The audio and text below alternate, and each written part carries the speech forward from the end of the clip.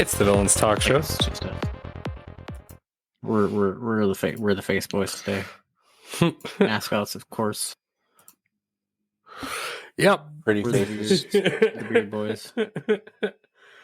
Ain't that the truth?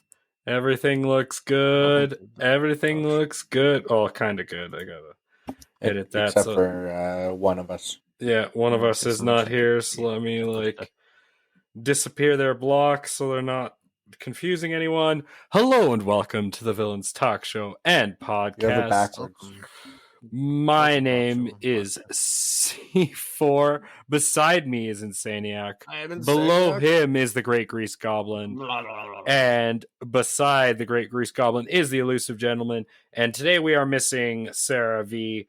But that doesn't matter because we are the Villains of the Villains Talk Show. And we talk about random junk and junk. Thanks to our wonderful minion don't talk about and things. Patreon for the wheel. Wonderful only Patreon. We appreciate you so much. We do new talk shows every Wednesday, and if you want to do the one shots, we are moving those to Fridays now. It's no longer Sunday 2 shots. It's 2 shots. It's now Friday 2 shots with Fridays. Ready for season 2 with the Tavern Tales. I think either continuing this week or next week, sometime soon. Either way, all the D&D content that you love is coming back on Fridays now, and Wednesdays are still talk show night. Which, if my calendar is correct, today is Wednesday. That is, yeah. Yeah, if you want to be a Patreon or minion, wonderful. Check out the links to all the wonderful things. Check out the social medias and all that wonderful stuff. Facebooks, YouTubes. Are we live on the YouTubes today?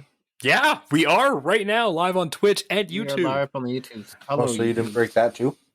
We are managing to get all of the things figured out today. I'm what are you talking about? Everything's perfect.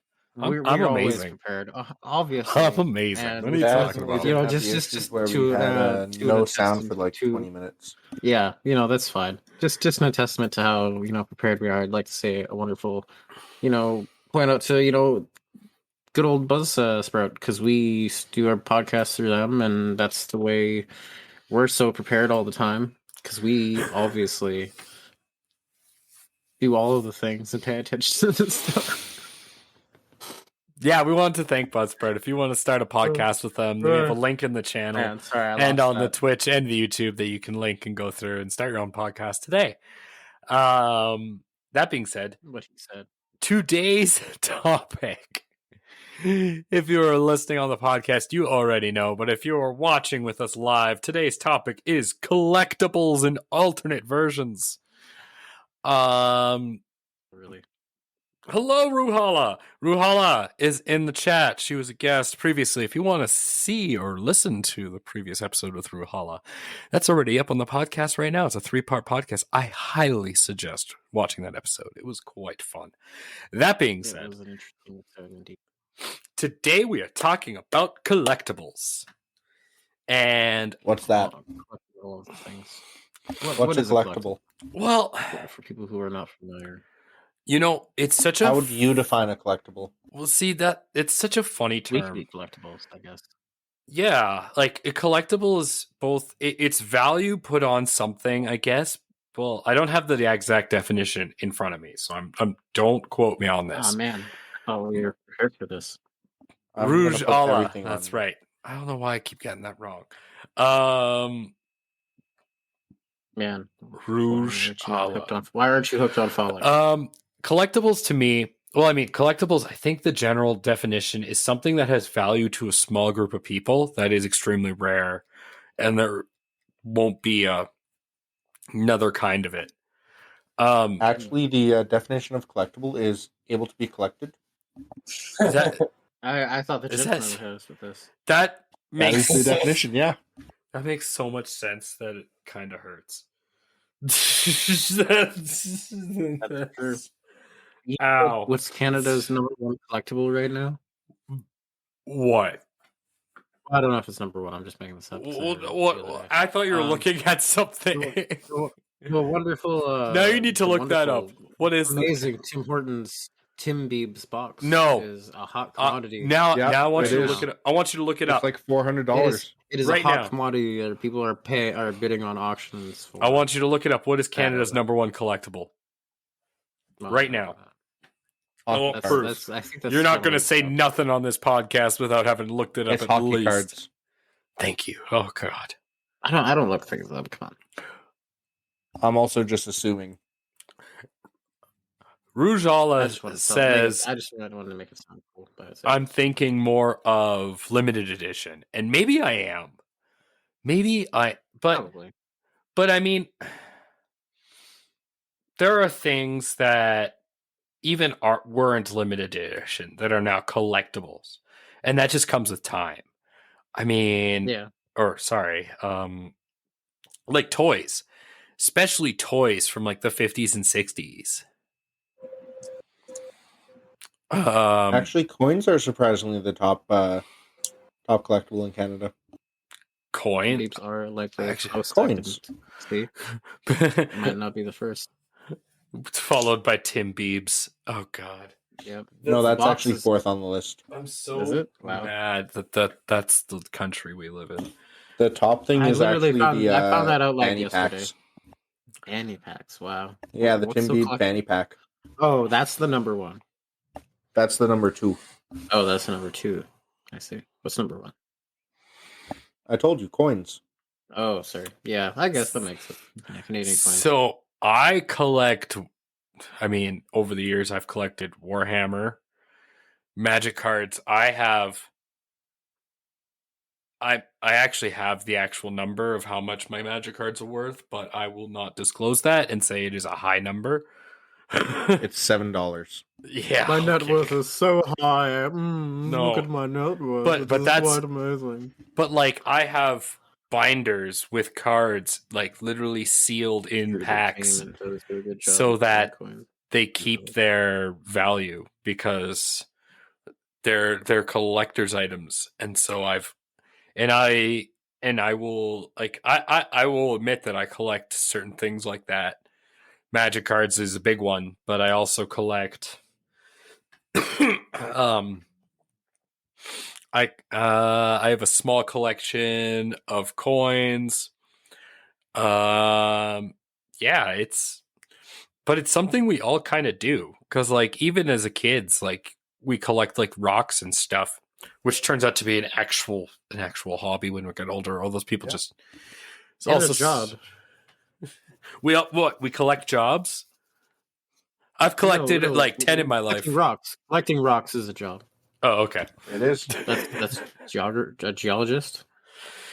It's actually a geographist. No, geologist. Yeah, geographist. Ladies and gentlemen, our local Joe Rogan. Greasy boy. That's what I get paid for. I feel like he's the other guy, guy that's about the flat Earth on their thing. Eddie. No, the Earth is actually a cube. Rujala says the Canadian Mint makes does an excellent job making marketing coins. I remember when I was a kid, back in the 90s, when I was a little kid watching television, about like, oh, these collectible commemorative coins. And I remember when the quarters came out.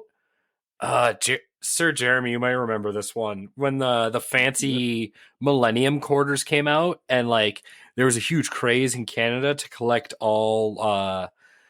There was one for every province and one for the territories. The quarters, right? Yeah, the quarters. I collected state quarters. Oh, Rouge. I think I collect. Rouge collects Doctor Who and Betty Boop paraphernalia. I think a lot of people collect Doctor Who stuff. It just becomes. I'm just kind of getting into Doctor Who a little bit. I hate that show. No one hate me out there, but I absolutely hate that show. The only episode I like. Painting of the Last Supper done with Doctor Who characters. I mean, if you like it, good for you. Like, if you like it and just enjoy the show, that's fine. Like, good for you. Like, it's off over on this, so it's just off camera. But I have a Francis Ford Coppola Apocalypse Now poster that I love, or directly behind me, right behind that pirate flag, it's a great big C poster, and I can't really see because of the lights, but it's signed, and it's a collector's item. I mean, one of my favorite bands, that is this pure Canadian band that anyone outside of Canada, if you've never heard of Great Big Sea, do yourself a favor and go listen to Great Big Sea. So you'll enjoy different dragons and artwork and kind of stuff. I think the only like collection I kind of like have for the most part is like video games. When I was a kid, I used to have like a bunch of older games that I had like given to a family member to kind of like sell the garage sale or whatever. And then when I got older, I'm like, man, I wish I still had those games, and I really wish I could go back and play them. So like now I'm trying to I have a list of games that I'm been trying to keep eyes for whenever I go to like different video game stores, like old like rare games that are hard to find nowadays, and that's like the only real collection I think I built these days. All my old video games got stolen. You attended a private concert from Great Big Sea, Rujala. I'm so jealous, so jealous. But I used to have all my original games got stolen except my original Game Boy games and Game Boy, not Game Boy Advance. I never had an Advance, but Game Boy Color games. Color? Yeah, so I still have all the Pokemons, and I still have Dragon Ball Z.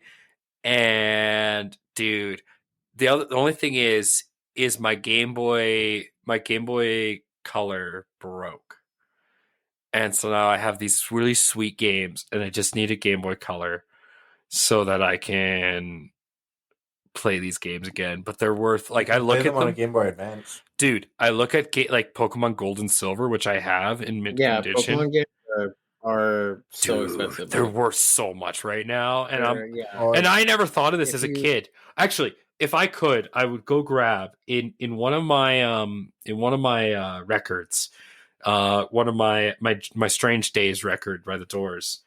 In the front is an original first edition Dugong Pokemon card. And I had put it there when I was a kid because I loved the Doors as like a 12-year-old kid. And I still had all my Pokemon cards. And I remember Dugong was one of my favorite Pokemon, Dugong and Gengar. Love Dugong and Gengar, my favorite Pokemons. And since Gengar card was impossible to find, I put the Dugong card in there. And now it's not worth that much. But like to me, it's still a first edition mint original Dugong card, and it's only worth like maybe $1. But to me, it's the world. Even though I'll do like a bit of a shout out to like the Calgary video game traders. They kind of partnered with one of the groups I'm with the other night. They have like a lot of great games like for sale that people sell and stuff like that, local games. And they have a couple of Pokemon games that they're like selling for like $300-400. We like, got original like Pokemon Red and Blue, and it's like wow, expensive. Video Game Trader, I think, is gone now, isn't it? I thought they went under. They've opened up. Oh, they moved. They have 3 stores now. No. They didn't move. They opened up another location. They have 3 stores now. They're no longer in their original location on Center Street. Yeah, they are. No, trust me, they're not there. They are. They're right down there. That one place. Look it up. If anything, they moved down. I know for sure. Look it up. I have a whole thing for them. 2 seconds. With them. While you look it up, new chat from a first time follower from 6 days ago, Ronan Utragas. So bad. Ronan Utragas. I'm gonna say Utragas. FYI, there's a battery in those cartridges, and if it runs out, the saved game is lost forever, and you cannot save again. Yep. That explains why my Pokemon Blue, you can't save the game.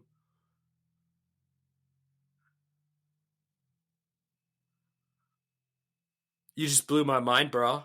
I don't know what to say. I was wondering for the longest time why, because I still have Pokemon Blue, and I was wondering why I'd have to go through that whole fucking game every time, and then just be like, "All right, if I'm gonna play this game, there's a little battery in there. If it shits the bed, it's toast. It happened to mine too. Well, you can still play the game. The game's still fine. Yeah, but you can never save it. Yeah, you can't save. Yeah. it's all about. Yeah, you had to know how to replace it, and it's a lot to replace it. It's a coin battery cell. If you know how to solder, look it up, you might be able to replace. Yeah, I guess, right? Rouge. You are right about the trader locations. I'm actually kind of surprised. I didn't know they closed down two of their locations. They only have one left. Yeah, I told you, man. They went under. You're right. Well, I didn't know that. I mean, it doesn't surprise me with the way economy and things are not doing very well right now. Rujala said, I have excellent memories of teaching an entire pub of British squatties the word. It's to old black rum. Yes. Great Big C song. Man, I didn't know there was little batteries in those games now. Yeah, you didn't know that? Yeah, if you get one of the old clear like crystal Pokemon ones, you can kind of see in the back, and you can see the little coin battery. If that runs out of life, yeah, it's toast, and you have to replace it to save it. That's nuts. But explains so much. Explains so much. They stopped using that after the advanced models. That makes sense. That makes total sense. So the only problem you're only ever going to have that is with Game Boy Color and Game Boy games. Yeah. That's cool. I feel like I learned something. Where's the more you know when you need it? Wait, so I'm Sir Jeremy tonight? That's too funny. I mean, Sir Jeremy's been very elusive today. We have four viewers currently on Twitch, and we have one viewer on YouTube. Hello, singular YouTube video viewer. I was checking everything. Well, we appreciate you all, wonderful viewers who are here with us. Oh, your silver and crystal bit the dust. See, a lot of things that I like to like when a lot of with video games and stuff. I guess I kind of collect like a lot of the when you get pre-orders, you get like certain collector's items. Like I pre-ordered Dishonored, and it came with like a little like tarot deck, or it came with like this mask thing. So you get some cool shits with it. Like that's the only thing. I guess the other things I kind of collect or something like that. Like I got. What did South Park say?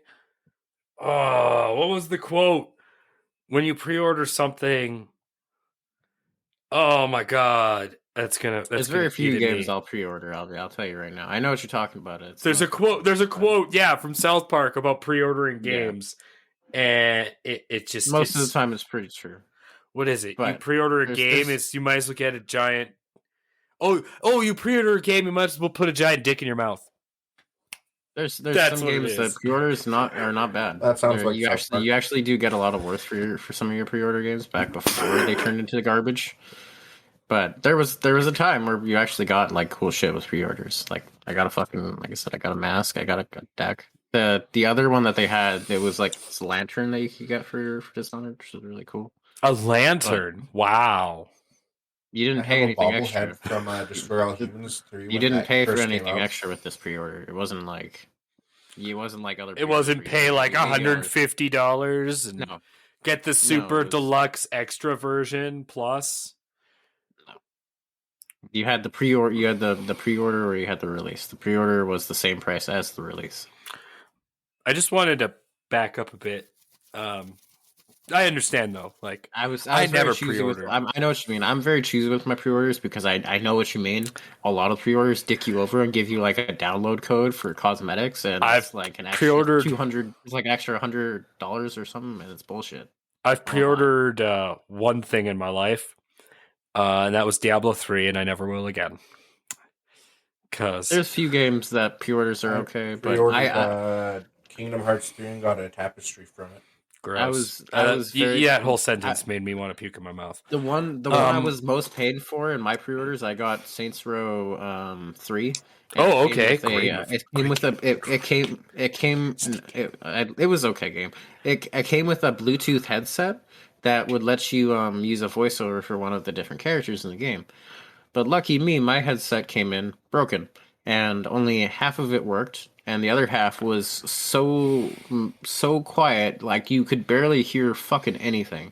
So like literally now I had used it as like a bit of like stage piece, just like decorative shit. It's just a decorative stage piece now. Yeah, that's amazing.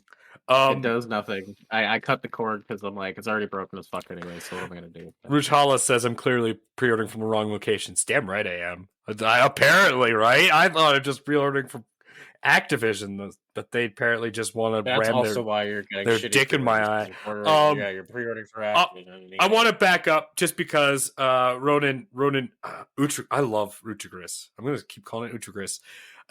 Ronan said Silver and Crystal bit the dust since we've all played Pokemon. Yeah. Sarah's not here, so I can definitively say we've all played Pokemon. Yeah, I had an emulator on my phone for it. It was great. I got to play Crystal. For the first time. I got to play Emerald for the first time. Like, all right, it was so great. I played other ones. Like, I originally grew up with Red. I had weighing Sapphire, Insaniac, waiting. Well, no, we'll wait. Grease Goblin's opinion last on this one. Best Pokemon. Because I already know. In terms of what? Game Boy game. Like your favorite?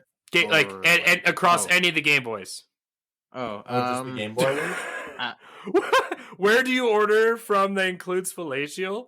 I would love to know that too. We'll talk after the podcast. That sounds like what gen? We'll go any generation. Any generation. What Game Boy? Any generation.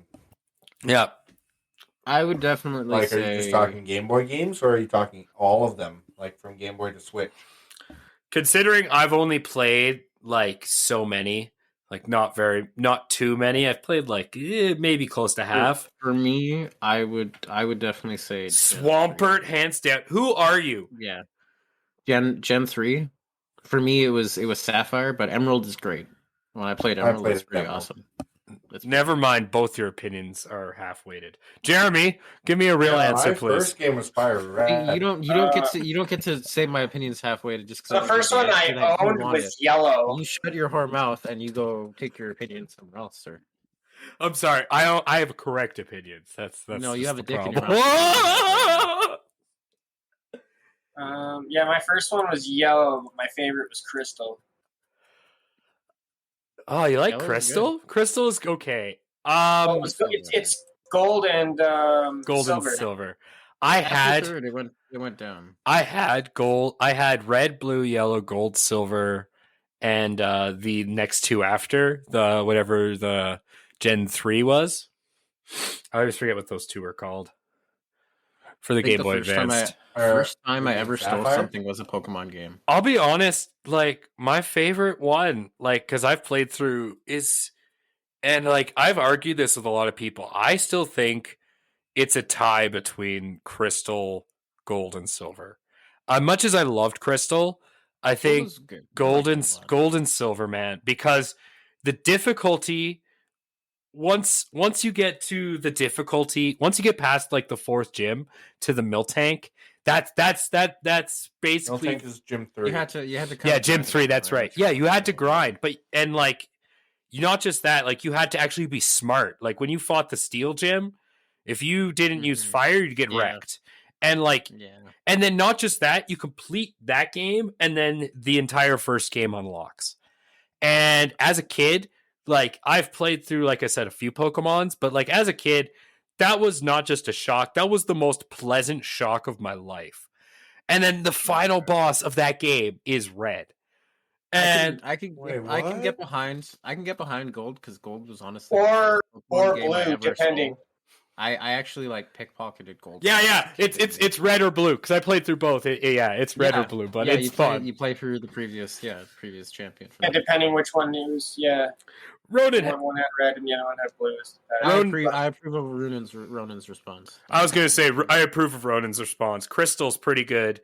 Emerald, Leaf Green, and Fire Red. I mean, I'm not going to knock Crystal. I would flip flop between the 1 and 2 just because I've liked Gen 3 a lot. What I found a problem with Crystal though is having played through Gold and Silver.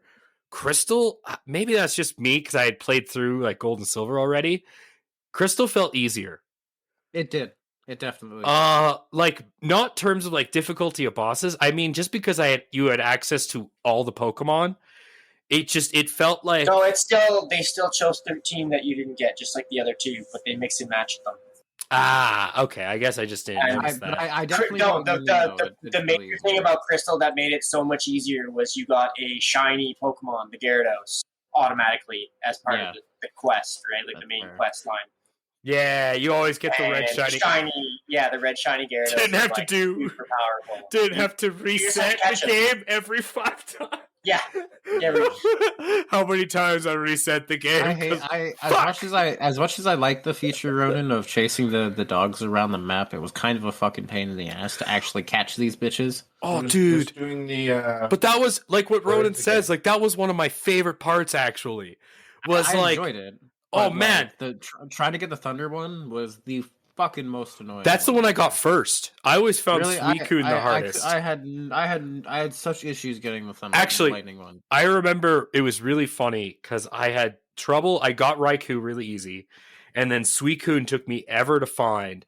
And then I got Suicune. I caught Suicune, and literally I took 2 steps in the same grassland, and I Entei.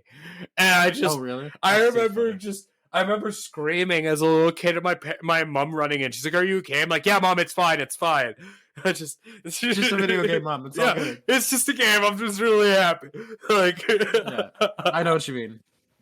I had a similar moment. I actually had a very similar moment with that with Entei and Suicune, because Sweet Corn. When I had caught Entei, I found the other one like pretty much right away. Like I think I went to the next area and checked my map, and she was in the area, and I was like, oh, and I walked like a few feet and I found her. And then I later tried to get the lightning one was the last one. It took forever. I'm sorry, I was so confused for like a good minute there because you said Sweet Corn, and I'm sitting here the whole time looking at my camera like, yeah. Who the fuck is he talking about? Sweet Corn.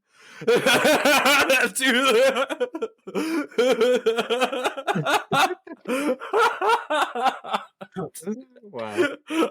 Is he saying words right now? Sweet Corn? I don't know who that is. It's the best legendary dog. Everybody knows that sometimes, man. It's great. I love it. I agree, Ronan. The difficulty made it worth it for catching the legendaries. One thing I would improve about much after that, though. Only thing I was going to say I would improve about that game is they had a great concept, but they didn't go farther enough with it, and that was the call system.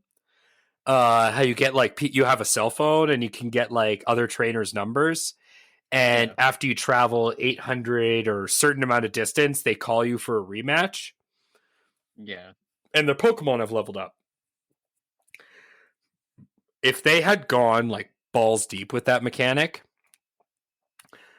and made it so like as you progress in the story, maybe as you get certain badges, their Pokemon slowly get higher level, and they actually, even like if it's like some stupid fucking bug trainer in the Viridian Forest, like Wade, the first bug trainer you find, you know, with fucking 2 Caterpies and a Weedle.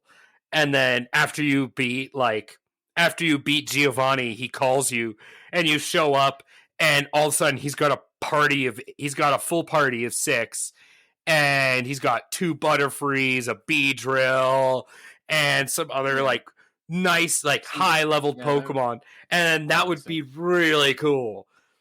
That would be really sick. And then that would be really something cool if they add that, as well as when you get like a number of these different the legendary Pokemon or something like that. Kind of like how Mewtwo had its own like pathway kind of thing, but this is like the test of the legendaries or something, and it's just like a pathway of people that just want to, you just face off against that, just for you could keep doing the Elite Four over and over again, but at the same time that kind of gets boring, right? So, but like, imagine going to the end of it and you get the ability to carry over a save, or I don't know, some weird little statue that just says you did it, good job.